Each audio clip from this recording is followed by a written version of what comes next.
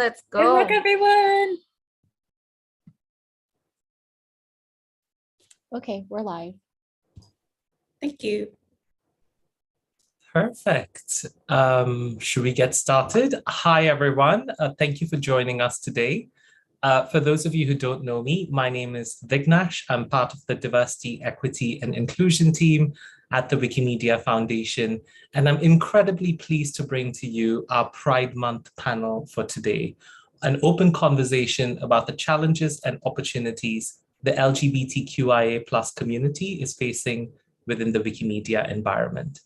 I'd like to extend a heartfelt thank you to our incredible panelists and our moderators, Ray, Andrea, Vic, Marinus, and of course, Gregory and Aubrey, who will be moderating today. Thank you for taking the time to be with us today and to share your thoughts. I don't want to keep too much attention here. This is all about you and your messages that you're willing to share. So I'm going to hand over to Aubrey and Greg. Hello. One second. Good morning, good afternoon, and then good evening to everybody watching. And thank you for joining us for the Pride Month panel discussion. For those who don't know me, I'm Aubrey Johnson. I've been with the Wikimedia Foundation since 2016, pan and out since the dawn of time. And I am joined by Greg Varnum, if you'd like to introduce yourself.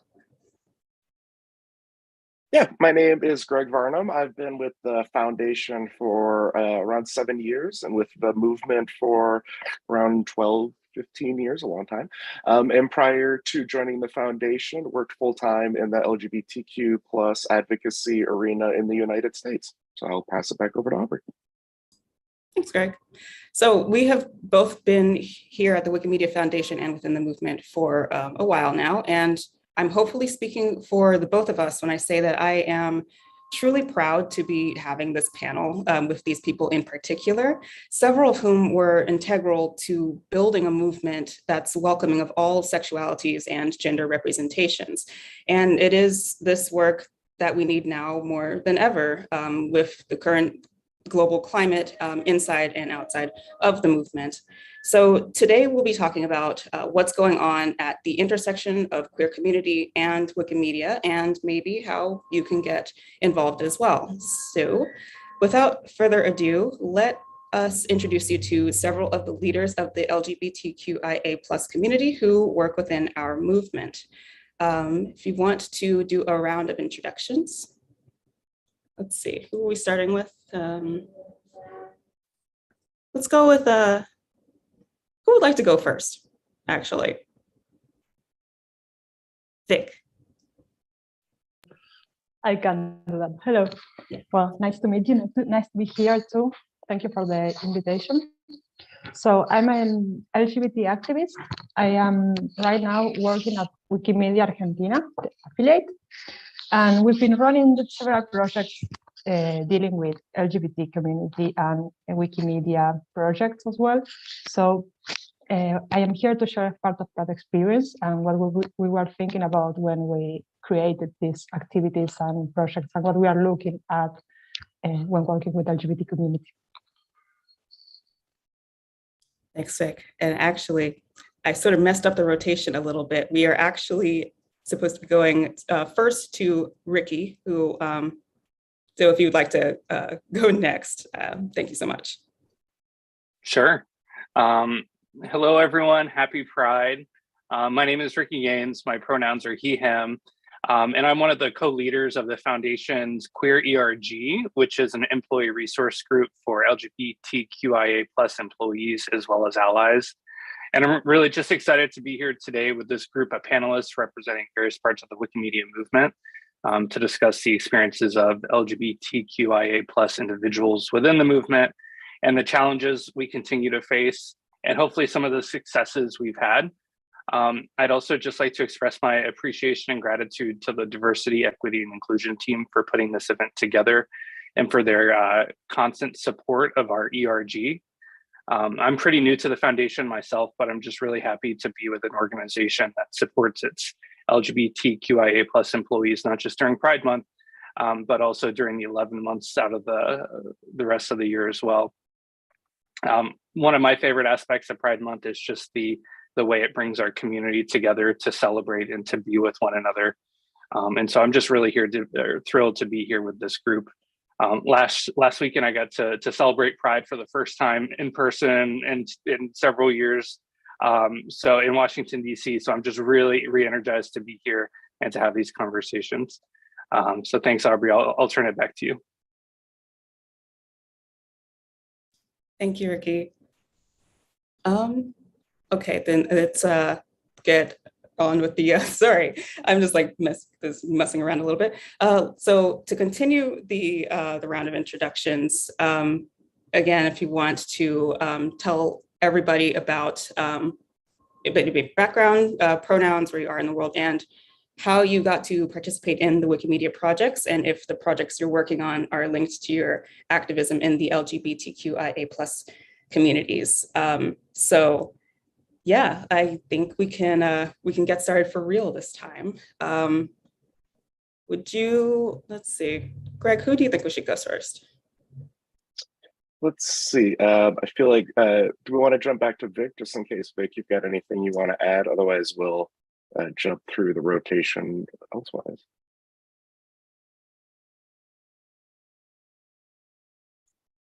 Okay, you were muted.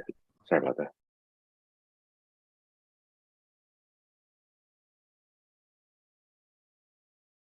Oh, I don't think, okay, I think Vicky is all set. Yes, if you've got anything you wanted to add to your introduction, just since we kind of changed the order a little bit, otherwise we will sorry, jump to I'm Andrea. mistaken. I'm mistaken the names, Ricky, I'm sorry. So yeah, I just wanted to add that my pronouns is, I'm using they in English. So that's the only thing I would like to add, that I'm talking from Argentina right now. All right, and let's jump over to our friend in Mexico, Andrea.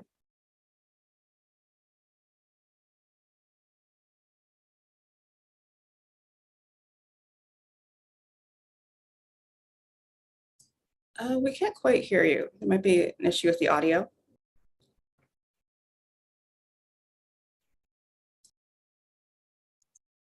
All right, well, while we address that, let's jump over to Ray. All right, cool. Hi, I am Ray. My Wikimedia username is Vermont, and I'm based out of Vermont. I'm a Wikimedia steward. I am on the UCOC Phase 2 drafting committee. I'm on the Leadership Development Working Group, and I recently started a role in movement communications at the foundation. I have done various work over the last few years trying to help out with LGBT stuff. We recently helped start a queer Discord server. So yeah, it's a little bit about me. Oh, I use they, them pronouns.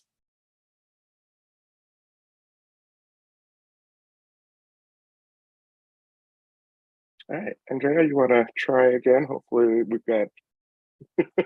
Sure. Hello, can you hear me There we now? go. Okay, cool. Thank you very much. My name is Andrea. I use she, her pronouns. I am from Mexico. I work for the Wikimedia Foundation as a site reliability engineer. I'm fairly new to the foundation, but I am confident that we are going to achieve amazing things. And I'm very happy to work for the people of the world via the Wikimedia Foundation. And I'm also happy to work for a place where LGBTQI+ rights and human rights are a pillar of what we do. Thank you so much. Thank you. And let us now go to Marinus.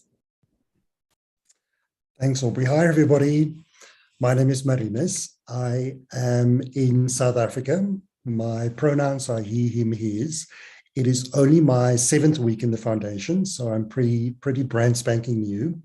I'm part of the broader talent and culture team. I'm specifically the lead learning and development specialist as part of the people experience. I identify as queer gay. Prior to the foundation, my focus was on upskilling communities around their human rights and specifically displaced communities in South Africa. I actively participate in various types of NGOs to get that done. And I'm also a very proud Wikipedia editor, translating queer content into Afrikaans and any other indigenous languages.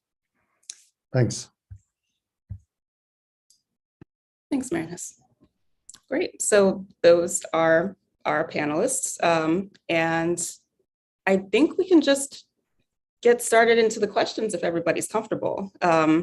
So let's start with what do you see as the biggest challenges for newcomers? What are the things that we could all do to make the movement and the foundation a more welcoming place for LGBTQIA+.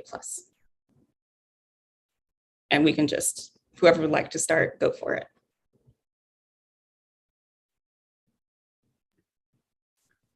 Is it okay if I start? Please do. Sure, thank you. So I think from my own experience, I think specifically for newcomers, it has to do with fear of possible discrimination. And I refer this specifically to as self-fear. So that fear of wondering, who will discriminate against you if you do choose to openly disclose your orientation. And just to provide some context from where I'm coming from is that from a South African perspective, last year in the Pride Month, 10 queer trans people were murdered, specifically in my country, and it was described as hate crimes. So when I talk about fear, it really is a real and very pertinent fear that is present.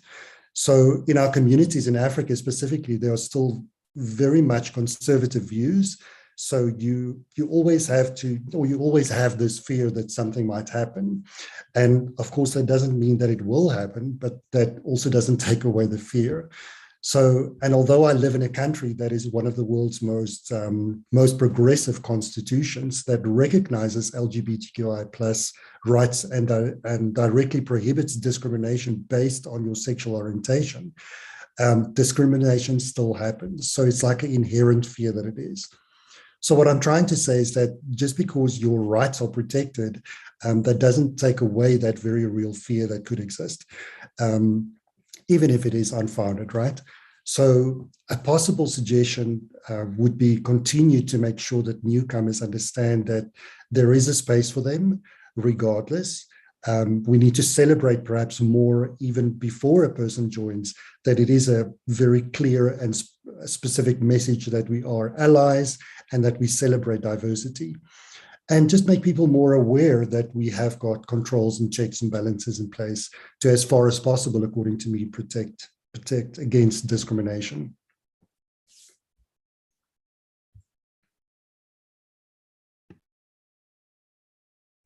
Thank you. And I think next we will be going to, is this Ray? Yep. Cool. I'm definitely echoing those points. That is definitely a problem. As there are quite a lot of areas in this world where there are a lot of queerphobic people. Unfortunately, Wikimedia projects that can be mirrored with the communities that we have, in many cases, disparate communities with those issues.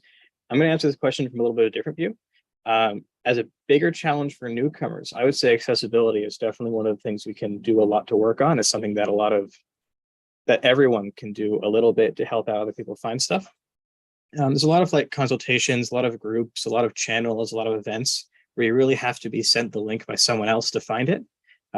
We as a movement using MediaWiki, using a thing that's meant for articles and encyclopedia stuff, if you're an average editor, if you're a queer editor, you're just starting out, you're not really going to find the fun affiliate stuff until you're at least a year in, or unless someone finds you first and sends it to you.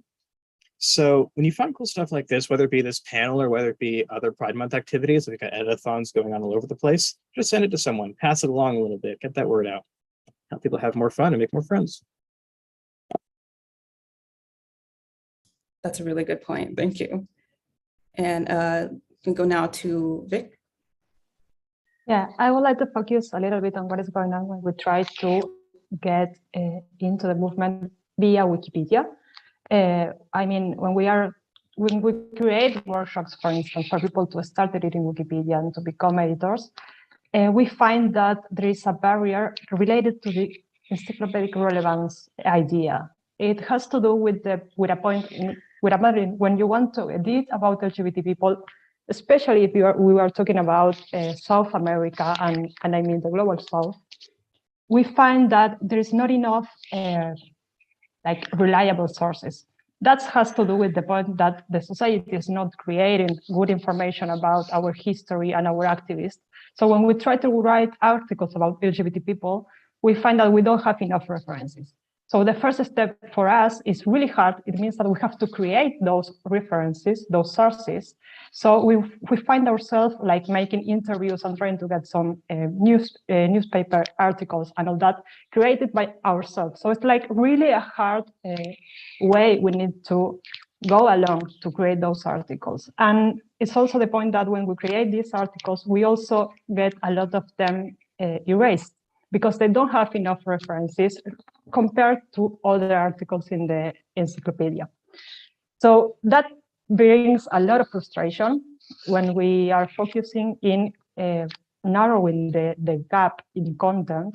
We find ourselves with many barriers which are really related to the way we think about relevance and how that criteria is not fair enough with people and communities that are minorized in society. And I don't only mean LGBT people, this is also happening with women, for instance. So for us, it was really important to understand that we don't really need to focus only in Wikipedia, that we can start adding contributions and getting people to get involved in this movement via other projects. Maybe Wikimedia Commons could also be a good idea, because we can take pictures of our parades, for instance, political events, activists, all the whole world that LGBT people has in our country, which is really strong, our activism here. So we can try to get these pictures and at least having some of this information in our projects, as long as we try to narrow the problem with the references that we are facing right now. Thank you so much, Rick. That makes a lot of sense. Would anyone like to add anything else to that prompt right now before we move on to the next question?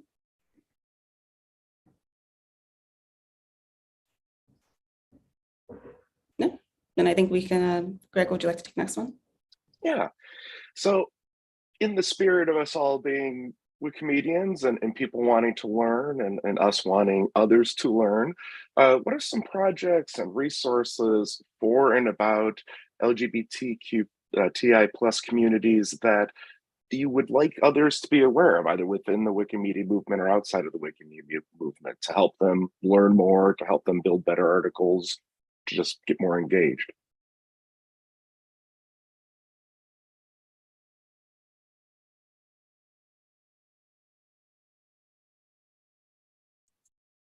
Anyone can jump in first.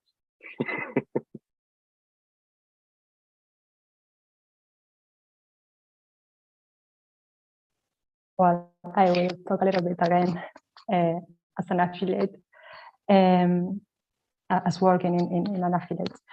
So we were having different projects and ideas. One was really important, that was really important for us. It had to do with communication strategy. To understand that if we want LGBT people to come and collaborate with us, we had to create a reciprocal communication strategy, like hearing what they are needing and talking to them as well, like going along with their agenda. For instance, we were creating some special content for our parade and for Stonewall at this kind of events that were really important for our community. Also, we try to address like the community from via specific workshops, working in what are the trouble we are facing, the barriers I was talking about before, and also the language problem, like how we can write about people being respectful and trying to fit the language and the grammatical rules we have in our language. Spanish is really hard with that. And also we created some special materials that are helping people to get into our movement, and especially in Wikipedia.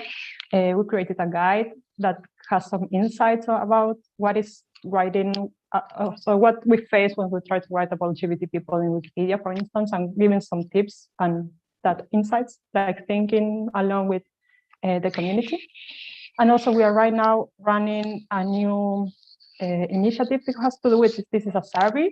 So we are asking people to help us to collect like secondary sources, like newspapers that talk about LGBT people from a respectful way, for instance.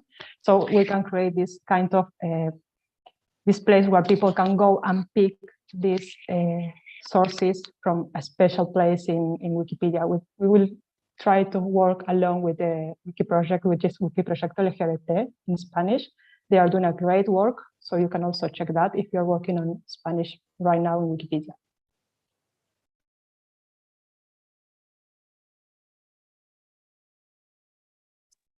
All right, and then in the side chat here, we're working this out just so folks know. Ray is going to go next. Awesome. So I would say when it comes to projects for and about LGBTQIA plus communities for us to learn more about, we currently have Queering Wikipedia 2022 is going through its planning stages. They're currently looking for people to help out with that. And I am really hoping that it could be a really nice, big, fun Wikimania type thing for queer editors to get together and talk about their work and collaborate. It'd be cool if someone could post a link to that in the YouTube group. I don't know if I could do that. And then, of course, there is also the UCOC going on, which is not specifically about queer editors, but it is something that is definitely motivated by issues that were happening towards queer editors. The Universal Code of Conduct is currently going through its revisions to enforcement guidelines. And when we have that starting to get more implemented and starting to get more applicable and getting the infrastructure for that set up, it will be hopefully a lot easier to handle the projects and handle difficulties in the projects where you do have homophobic and queerphobic activities, and you can look to Universal Code of Conduct for help.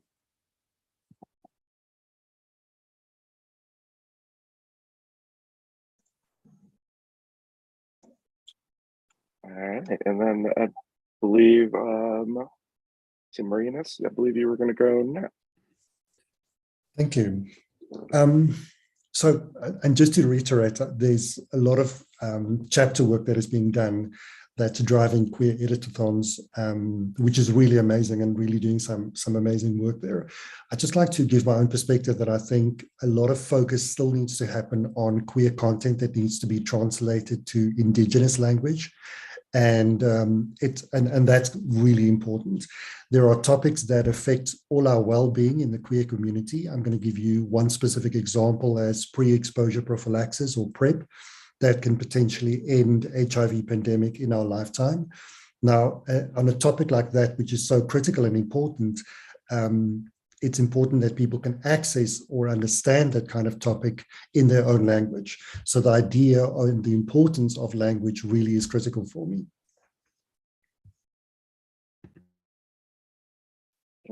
Any other comments before we jump on to our next question?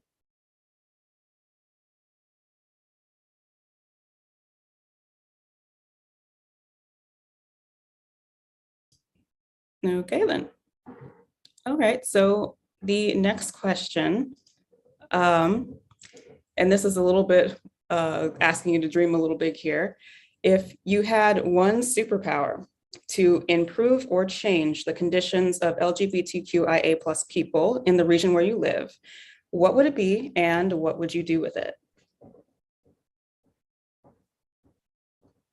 Go for it, Andrea. Thank you. I think that what I would change is more specifically geared toward transgender people. It would be access to mental health services. I think they are very important, especially in the transgender community. I personally have a friend that I loved quite a lot who unfortunately committed suicide on February. And it's something that, struck with me very heavily, because it's sad when you see young people doing that kind of stuff. And it's a complex situation because it's a mixture of not being able to get a job because your documents do not match your gender expression, and also being marginalized from, for example, from renting a house, because people do not want to rent you a room or rent you a house because of your gender expression and your documents. So it is and adding to that, it's also complex with their families, because most trans people do not have support from their families to transition or to receive support from them, which is very important for trans people. So yeah, I think that having access to mental health services, so you can get therapy, because getting therapy is expensive. It's something that every human being should be able to access freely. And it's part of well-being, you know. So yeah, having access to mental health, employment opportunities that do not discriminate you because of the way you express your gender, or if your documents do not match, do not seem to match the way you look, or the name you want to be using. I think I would definitely change that, because I don't want to see more people going that way.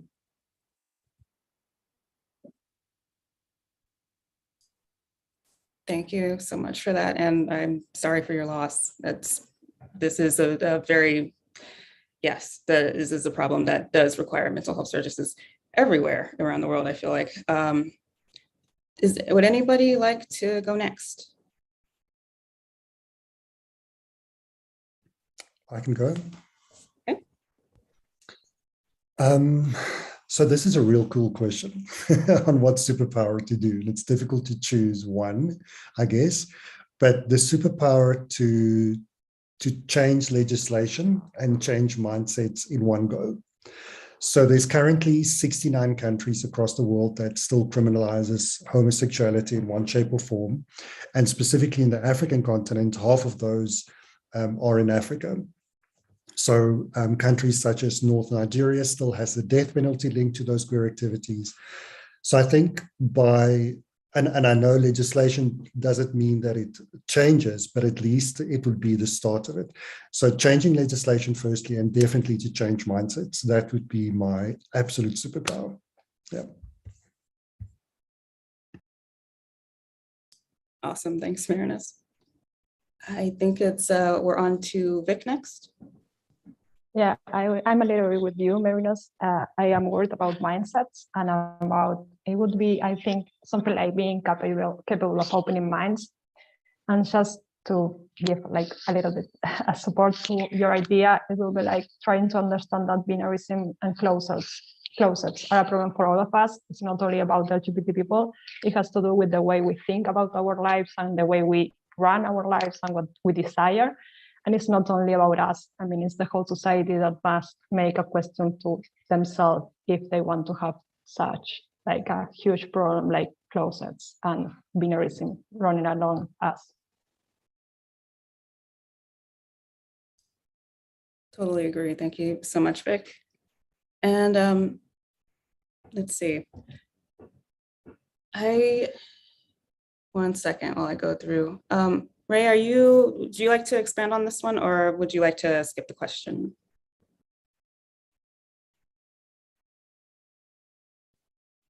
Okay, cool. In that case, let's move. Oh, wait, actually, does anybody else have anything that they'd like to add to the discussion here before we move on to the next question?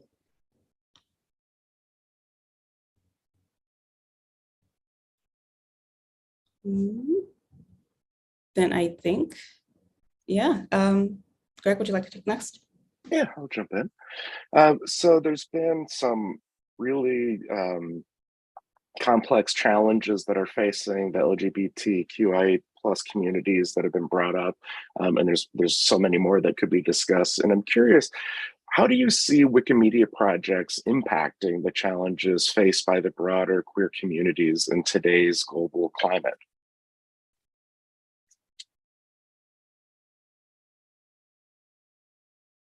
And again, anyone is welcome to go first.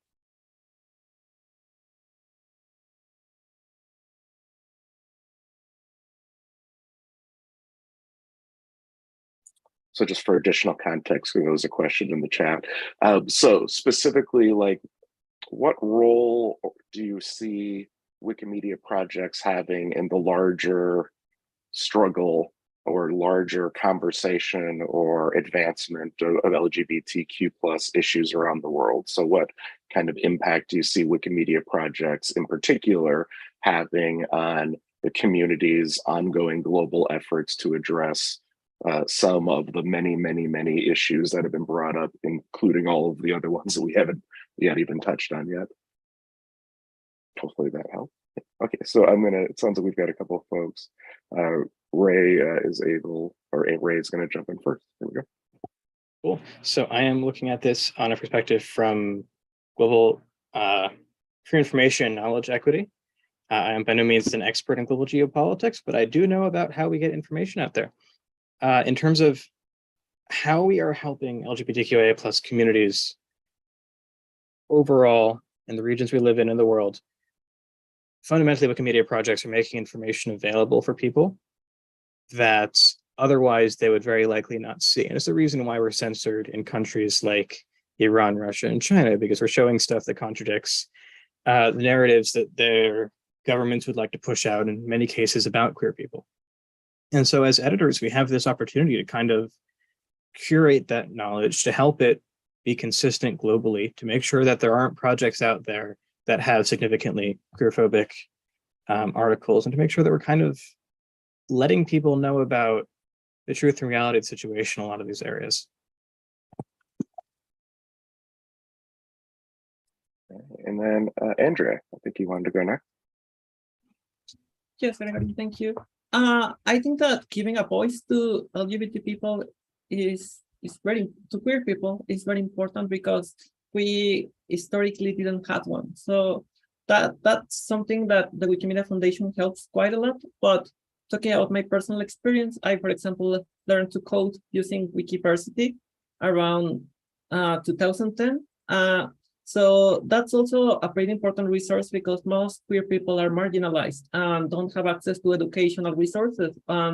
Being marginalized means that you also are not likely going to be able to pay for courses or for learning resources. So being able to access free knowledge on the internet and being able to contribute to it is very helpful to improve the living conditions of queer people, in my opinion.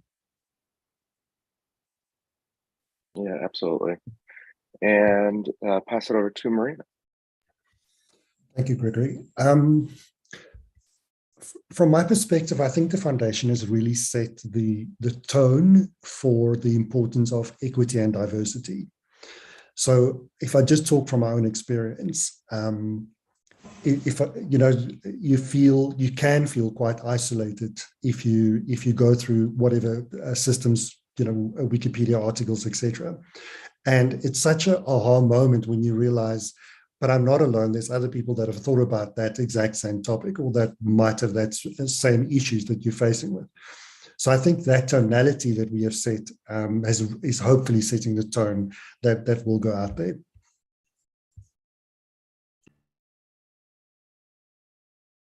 All right. Is there anybody else who wanted to add any comments on this topic?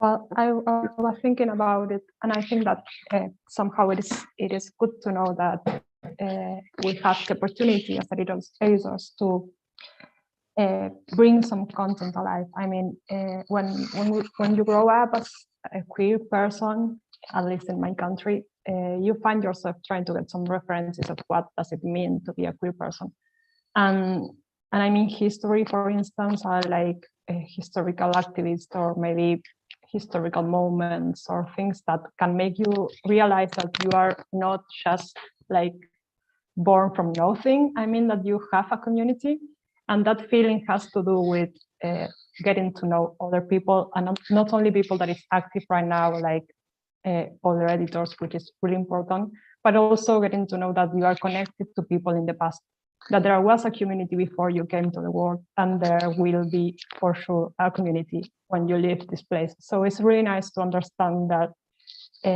you may not be aware of that like in your context, but that is really existing. So for me, Wikimedia projects are really strong, like a strong place for us because of that, because we can build that representation and we can do it from ourselves. So that's really important, I find. Thank you. Any other final comments? Otherwise, I'll hand it over to, Andrea. Thank you. I would like to add that also one of the pillars of the Wikimedia Foundation is diversity, equity, and inclusion. That's also pretty important for queer people, as we don't have many spaces where we can feel safe. It's very important, like Vignesh told us in a meeting, that diversity is our guiding star. It's not something optional. It's one of our principles. Having safe spaces where you can be yourself and meet more people like you, where you're not going to be discriminated because of how you look, how you speak, or the person who you love, is very important. So that's also very, very helpful from the Wikimedia Foundation.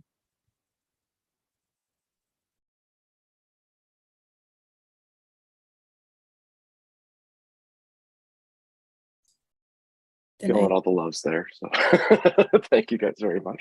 I'll pass it over to Aubrey. Sure. So let's see. When you look towards the future, what are you hopeful for?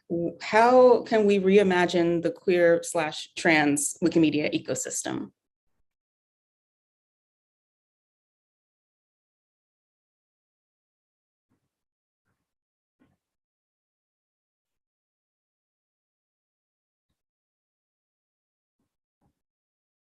If nobody wants to go first, I might have to popcorn.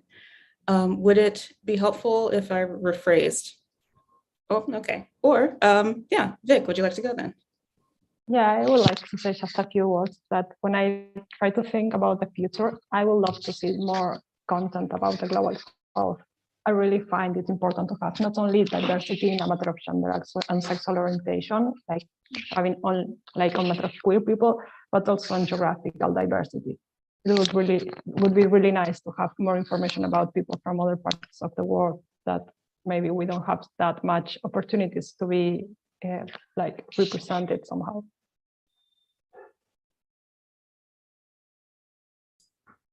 Absolutely. Marinus, would you like to go? Yeah, sure.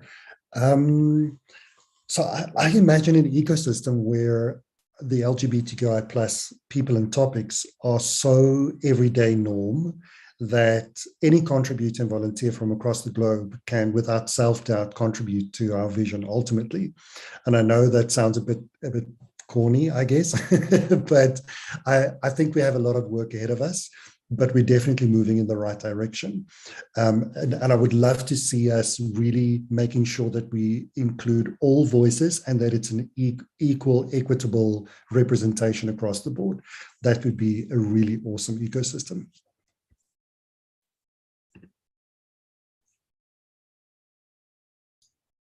Love that. Thank you. Andrea? Thank you. I think that one of the most important things I would like to see is, for example, more queer people of color being voiced and having positions of power at the foundation, because the people of power are the ones who can define the culture. Historically, people of color have been marginalized. Queer people have been marginalized too, and queer people of color have been extremely marginalized, even in the own queer community and queer spaces. So I would like to see more inclusion towards people of color and people who belong in indigenous community, like Vic said. That's something very important in the Global South, because we have a lot of indigenous communities in here that they also have they also have queer people in their communities. We rarely get to hear about them or to listen to their experiences. So I would like to see more people of color, more queer people of color at the foundation, especially at the foundation taking important decisions for how we are going to move forward, because their life experiences can be invaluable to our mission. Absolutely. Thank you. Who do we have next? Let's see. Who would like to answer the question next? I'm a little bit off of the list here.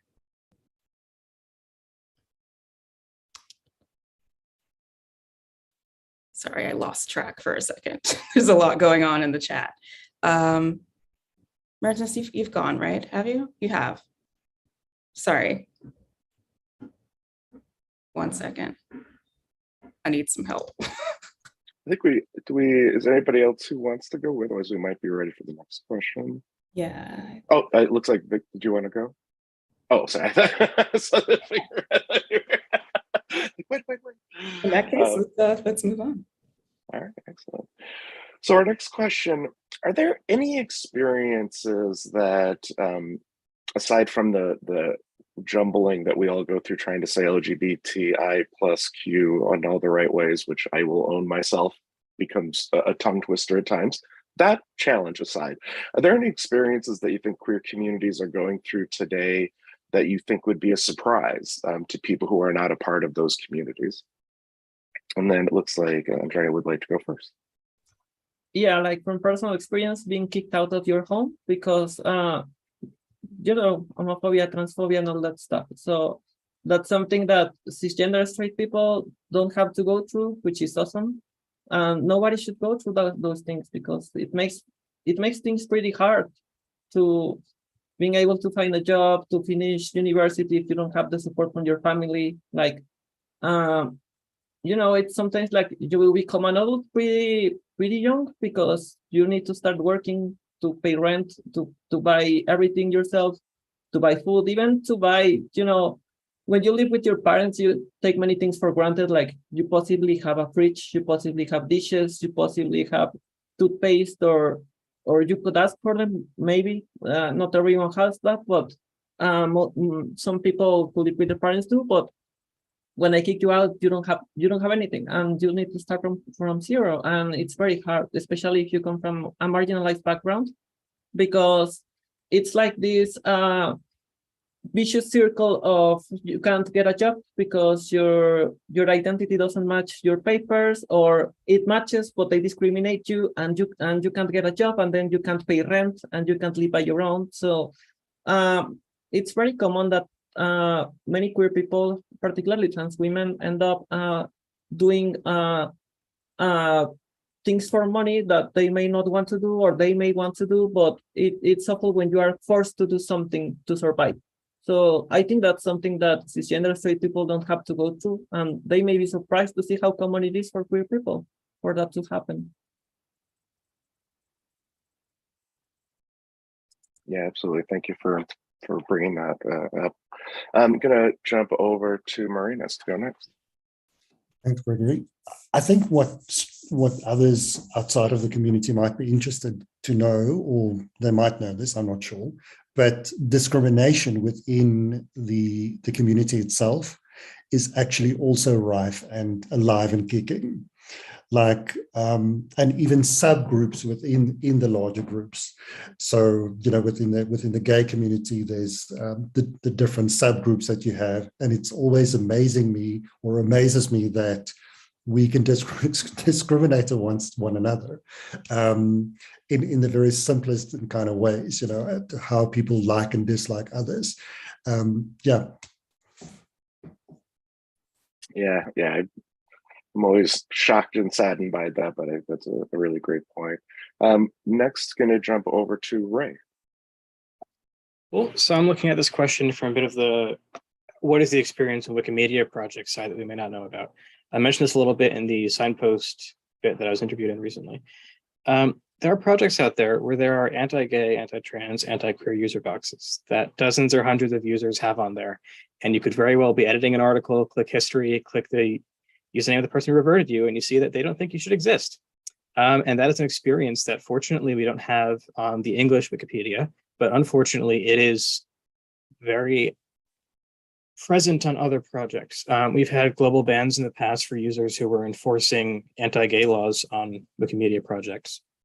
And the only reason we noticed that happened, the only reason that went to a global ban discussion was because they happened to enforce it against someone who knew what to do. They have been enforcing that for years. There are definitely projects out there where similar things are happening, and we have no idea about it. And there are communities where there is active exclusion of queer Wikimedians, and we don't exactly currently have the processes to deal with it. So, yeah. Yeah, really, really great point. I'm going to now pass it to Vic. Yeah, I would like to say that we have a deep trouble with language. I don't know what is going on in English really, but in Spanish, we have to really deal with many barriers when we try to name our experiences and our identities. We've been creating words for such a long time Like we have words for people who have very special ways of living, or maybe the ways we express our gender. And when you see the way people are thinking about queer people, they only have like 3 or 4, like lesbian, gay, trans, and just a few more. And we are much more than that. We have like many kinds of lesbians, many kinds of gay people, a lot of trans people naming themselves in different ways. We also have trans lesbian people. Like this is really a complex world. And I would like to say that having just a few initials like LGBT is not enough. And I think that that's really a situation cis and straight people, they don't understand. And right now, at least in Spanish, we're going through a big discussion about pronouns. I mean, it's not only about the words we create to name the way we live in the world and the people we love and the things we like to do and the way we like to look. It's also the word that is naming the position we have in society. So I can say I use they in English and you easily understand that. But if I would like to use like a neutral pronoun in Spanish, it can take some controversial like situations. So that's also happening in our projects. I mean, we cannot write in Wikipedia in a neutral pronoun because that is not okay for the Spanish rules. And I can easily understand that, and it's fine, and we will find other strategies, but it's also good to understand that this is a deep trouble because we are talking about the way we can be recognized in society. So it's not like a minor situation. Yeah, it kind of comes back to our conversation earlier about language. This is one of the challenges of trying to get this information out into so many languages, are these barriers that we face. You know, it's really a really great point. Any other remarks people want to offer on this question? Otherwise, I'll pass it back over to Aubrey.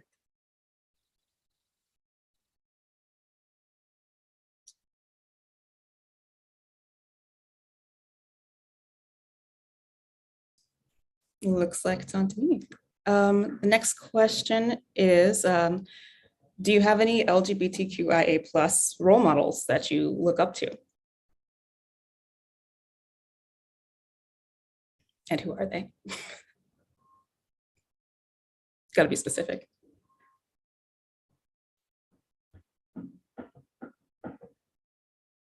Oh, Andrea, do you want to tell us about? Yeah. Sure. I think one of my role models is Audrey Tang. She's the digital minister of Taiwan. She's a role model because she's a free software developer just like me, but she's pretty good at it. And I would like to be as good as she is someday. I think that her work is very important. Her gender identity is also pretty interesting because she describes herself as post-gender, which is pretty interesting. She has written articles about that, which may be interesting to some of you. She's comfortable with any pronouns you would like to use with her, which is pretty interesting. She has made very important contributions to free open source software. So yeah, that's definitely a role model. Someone I would like to add, like as an inspiration, would be Marsha P. Johnson, who has been one of the most important persons in the LGBTQ+ movement. So yeah, I think both of them, because of their courage, their bravery, and their contributions to humanity. Thank you. And I am adding Audrey Tang's Wikipedia page to my list of things to read today. Let's see, who would like to go next on your role models?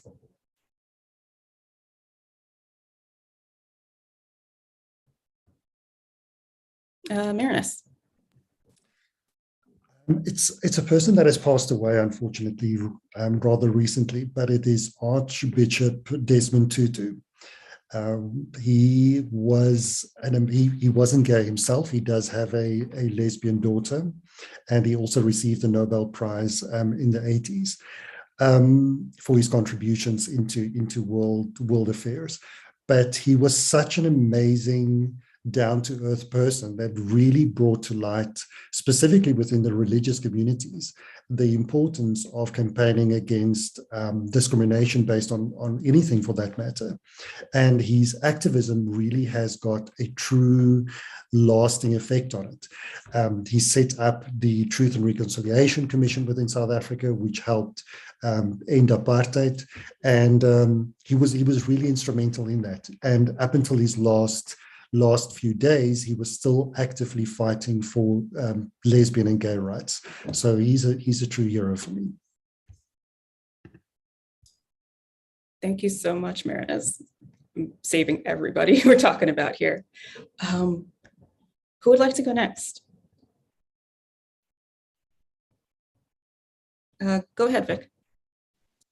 Well, I think that I'm not sure, I never asked this question to myself, but when I was a child and then a teenager, I used to love Chavela Varga and Liliana Felipe. I really like people who are able to go across culture and to share a message, even if they are not using their identities like publicly in some cases, but that you can feel that, I mean, that you are just trying to understand the way you are living and you say, hey, I like that. I like what that person is doing. And to me, Liliana Felipe was really important. But also right now, yeah, I'm reading the chat and they are saying Chavela is from Mexico. So right now, I think that it has most to do with writers. I really like writers. I read a lot. So to me right now in Argentina, I would say that maybe Val Flores is one of my role models. She's like a lesbian activist and theorist, and she's really, really good and sharp. And I find her work really important for our region. Thank you so much. And let's see. Andrea, you had something additional to add here? Yes, actually, I would like to add a couple of persons from Mexico, which are very important in the LGBTQ plus communities in here.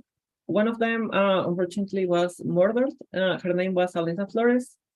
She was a transgender woman who was a sex worker and was murdered in a hotel in Mexico City. But she fought very hard for the rights of trans people and for the rights of sex workers in Mexico. So I think it's important to recognize her work because she was very influential in Mexico in the lives of many people.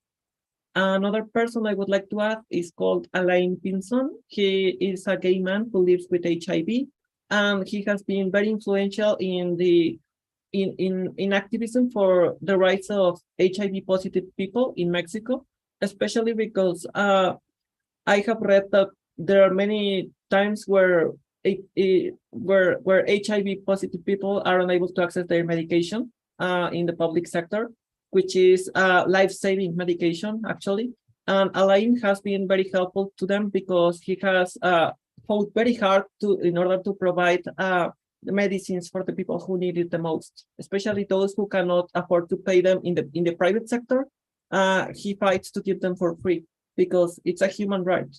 So yes, I would like to add those two people from Mexico. Thank you.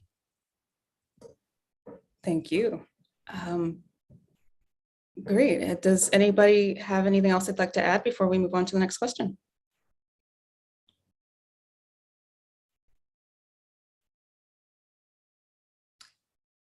Okay, generally the moderators don't answer, but I swear I have to contribute too onto this. It'll eat me up.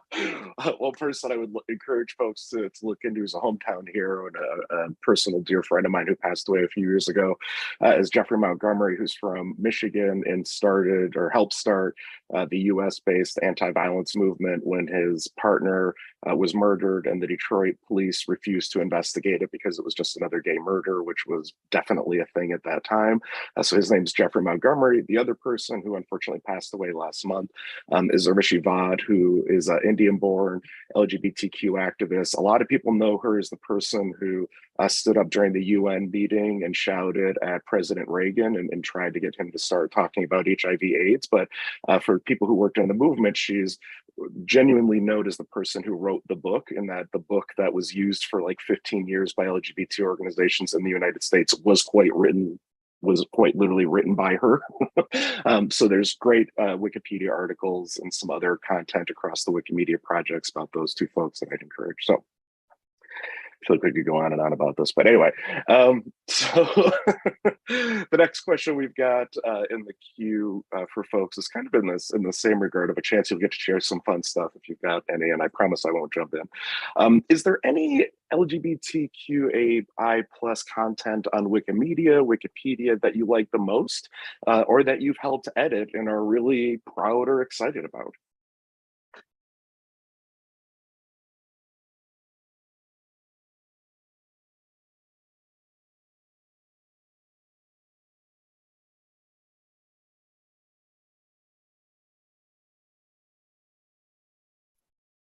Like now there's the challenge because we all just listed our favorite people. So now you've got to think of not people. All right, Andrea, go ahead. Yes, I think I like the article of LGBT history in Mexico. It's funny that the English article has more information than the Spanish one for that Wikimedia page.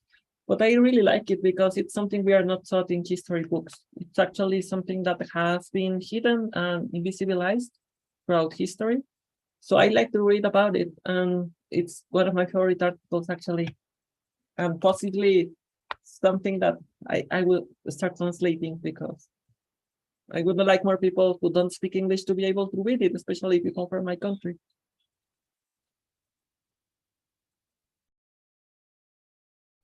All right, and yeah, it's a great article. And we've got the link in there. We'll try to share it in the other chat. Next is Ray. Cool. So I am going to tangentially sort of, but not really answer this question. This is less about content on Wikimedia that I have helped edit and more content that I am planning to edit and advise people who want to write articles. We talked earlier, it was mentioned how there are a lot of queer people who really should be notable, but don't have enough sources about them yet. So what I've started doing with one person particularly, is Skier, is make a user space draft and just list every single link you can find about the person and keep adding until they meet the notability guideline. So at some point you could just follow all these cool people that you see like on Instagram or the media or elsewhere, and just at some point you will have enough kept there to make a nice article.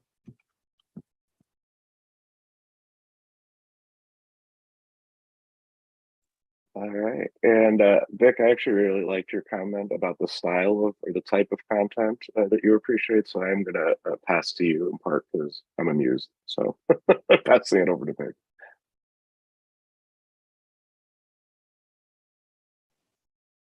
So I was thinking that maybe it's not only about the content. I really like a discussion that is going on in Spanish Wikipedia that is related to a possible article about the travesti identity. And you do have that in English Wikipedia. I mean, English Wikipedia has an article that is talking about the travesti identity in Latin America. That is a political identity we have for trans women in America Latina. But we don't have that article like travesti in the Spanish Wikipedia. The content, it is present in the Wikipedia, but it's inside the article of transvestite, which is not the same. It's like cross-dressing somehow. So there is like a huge debate going on in that article saying if travesti is an identity or if a practice of his cross-dressing is part of the identity or not, and how that is being built in our region. So for me, it's really, really fantastic, surprising that the English Wikipedia said, okay, this is an identity, we need an article for that, we need to talk about this, and they created the article because they can see it from the outside somehow. But for the people here creating articles in Spanish, it's still like a huge debate, like, is this or not an identity? Is this reserved or not an article? Is this a practice? So they are going through a really nice debate to read.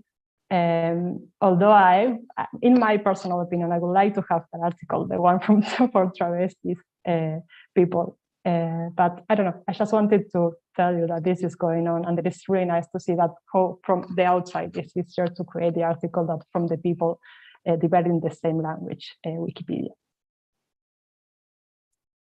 Excellent, thank you. That's a great example. I'm going to pass it over to Andrea. Oh, thank you, Gregorio. It was for the next question. Well, thank you. Yeah, we're going. Sorry about that. It's like you were so Anyway. excited to hear from Vic. Marinus. Oh, sorry about that. I apologize. I skipped Marinus. Apologies. No, that's fine. So just one article that I found very interesting recently was translating an article on a judge in South Africa called Edwin Cameron. So Edwin Cameron was a very openly gay and HIV activist in South Africa. And I just recently translated it, but it was so interesting to see the feedback that is happening from the English version to the local Afrikaans version. I mean, in the Afrikaans version, the moderators were quite strict with me in what words I use, etc. And so yeah, that's quite an interesting one. But I mean, that's a personal preference one. But yeah, it was quite good. Interesting. Any other comments on this question? Otherwise, I'll hand it over to Aubrey for our next one, which we already know folks are geared up and ready for.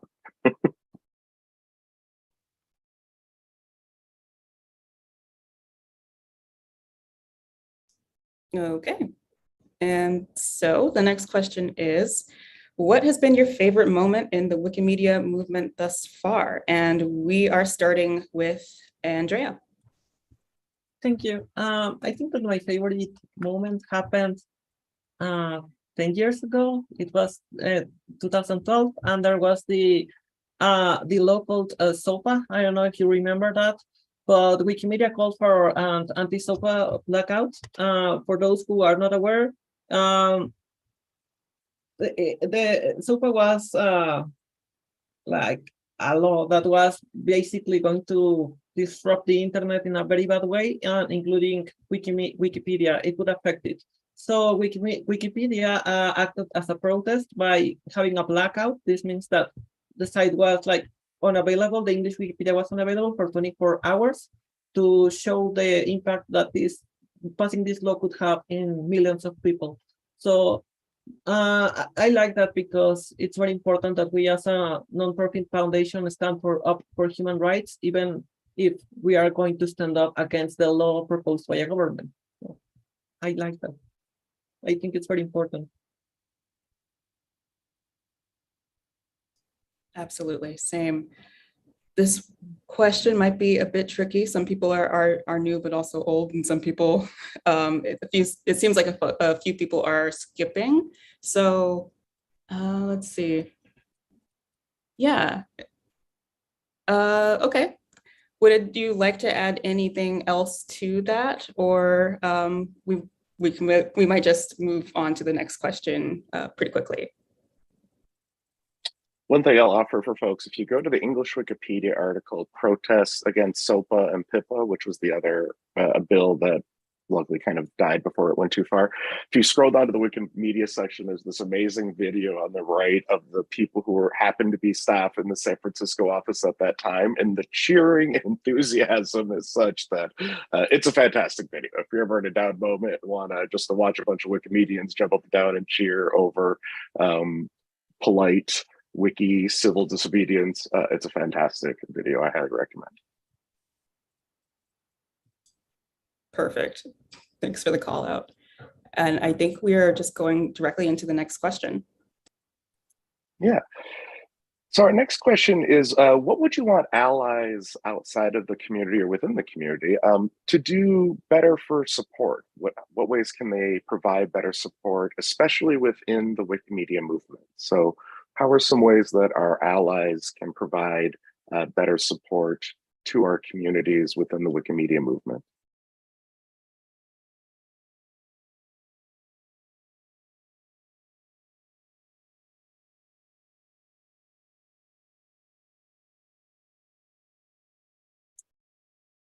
It's a tricky one. Yeah, go ahead. Yes, so I will take a comment that someone did before at the YouTube channel and that you bring us here.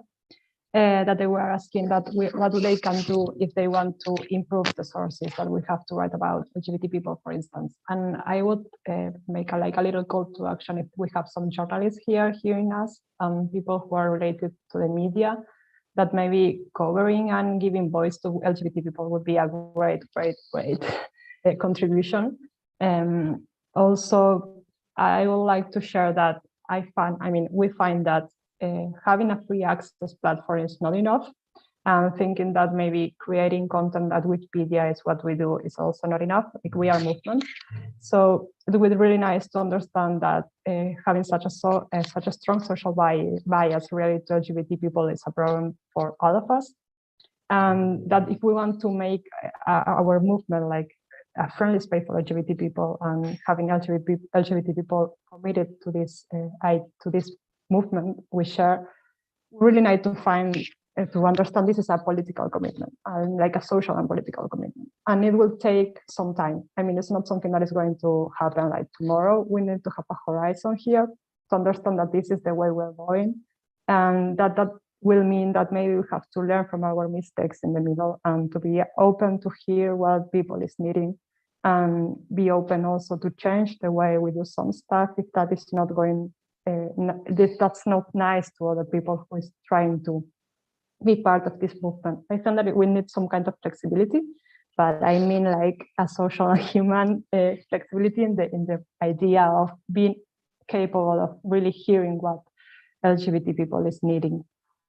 And also, if we want to give LGBT people voices and places and power positions, it means that we need to walk along their agenda. So maybe it will need some extra time. We may not have the very best results at the minutes. I mean, we may need some more time, and trying to build these communities in a way we can relate to LGBT people without using what they need to feel better. I don't know if I am explaining myself. It's like really, it will take time. I mean, we need to hear what LGBT people is needing, and that takes time. I think that's a fantastic answer. And I also want to acknowledge that for folks who are looking for cues or ideas, if you go back, this was recorded. So if you go back and take notes, there's been a lot of really great ideas offered throughout a variety of the answers to the questions today on how allies and as well as people within our own communities can increasingly support one another. But I think that was a really great answer. So thank you very much. And I will pass it over to Aubrey for our, I believe, final question. Yep. So this is the last question of the panel. And it is, how do you all deal with a very experienced Wikipedian who is only concerned about editing or don't necessarily care about the friendly space policies we have in place? So what do you do about the person who ends up harassing LGBTQIA folks who are newbies in the communities? How do you manage that?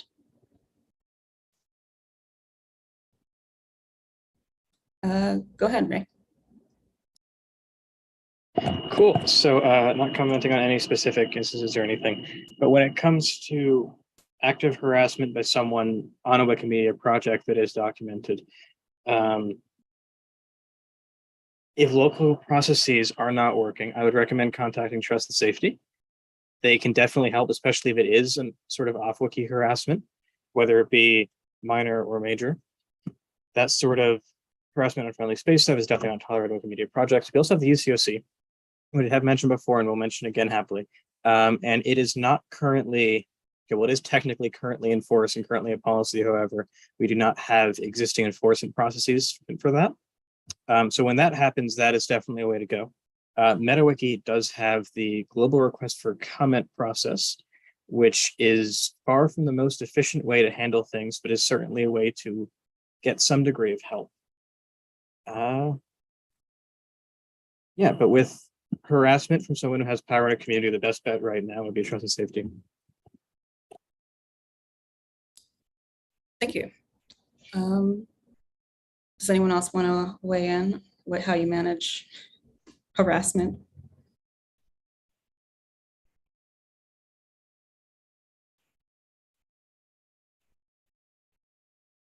Yeah, it is kind of a tough one.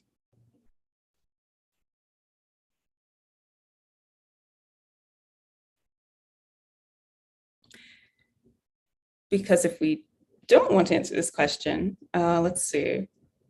Sorry, one more. Okay. I think that is the answer. Thank you so much, Ray. We had a lot of really great questions for this entire panel. Thank you so much for answering everything. Yeah, do we want to move on to closing remarks? Looks like that's it. Sure. And then I will add one quick note for folks who want to reach out to Trust and Safety. There's the Trust and Safety page on MetaWiki, but you can also reach them via email ca@wikimedia.org, or if it's a threat of imminent physical harm or an emergency, you can email emergency@wikimedia.org. So that's CA Apple, CA, that's not what the CA stands for. It's not cat apple at Wikimedia. It's a long story. Anyway, CA@wikimedia.org, or emergency is in like emergency vehicles at wikimedia.org. So with that, I want to thank all of our amazing panelists for joining us today and for lending your time, your wisdom, your experiences, and your perspective to this really, I think, very fruitful and interesting conversation. It's been really wonderful to learn about the different things that different people across the movement and around the world are doing, as well as the broader movement's work on making our online spaces as inclusive for as many people as possible. I think being the world's largest repository of free and open knowledge, Wikipedia and the broader Wikimedia movement has a really important role to play in representing diversity and bringing attention to diverse content and just shining a light on how amazing and rainbow-filled the world that we live in is. We still have a really long way to go, as was brought up during this conversation, but I think thanks to the efforts by folks like those that you heard from today, we are really seeing some progress that we can really be proud of and get excited about the pathway moving forward. However, now it's all up to all of us to determine how we're going to build on the progress and how we will stand on the shoulders of the amazing folks here in the room to make sure that we're creating meaningful, equitable representation on our projects and in the broader information landscape. So with that thought bubble and sort of homework assignment and something to ponder as you digest today's panel, I want to thank you all for joining us, and in particular thank my fellow moderator Aubrey, as well as our panelists. So thank you all so very much, and enjoy the rest of your Pride month, if this is the month you celebrate Pride, and enjoy the rest of your week. Thanks all. Thank you, everyone. Goodbye. Thanks.